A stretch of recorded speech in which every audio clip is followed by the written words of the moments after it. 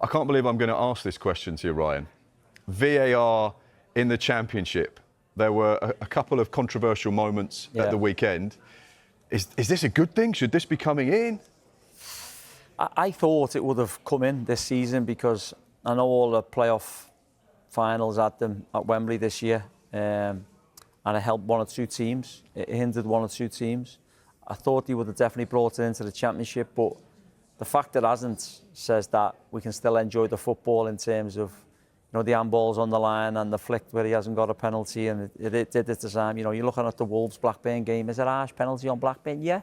You know, the goal we'll see in a minute, the West Brom striker, it's handball, but he's not caring. He's running away celebrating. So I think at some point it will come into the Championship because, especially later on, you know, playoff games and whatnot, it's going to cost teams, as you can see there.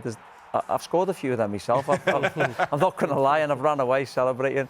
But you can see one of his players looking over his shoulder to see if the referee's got his whistle in his mouth or the linesman. But these things happen in this league, and that's why we love the Championship sometimes in the Premier League. I love the Premier League, but it takes the joy out of it a little bit, you know, celebrating, then not celebrating, then going back to celebrate. So I'd rather not see it in the EFL, if I'm being totally honest. And you can see some of the fans' perspective on the bottom of the screen at the moment. If you go on the skysports.com website, you can get involved in the vote as well. Very close on whether it should be introduced into the Championship. 51%, 49%. Carl, what do you think?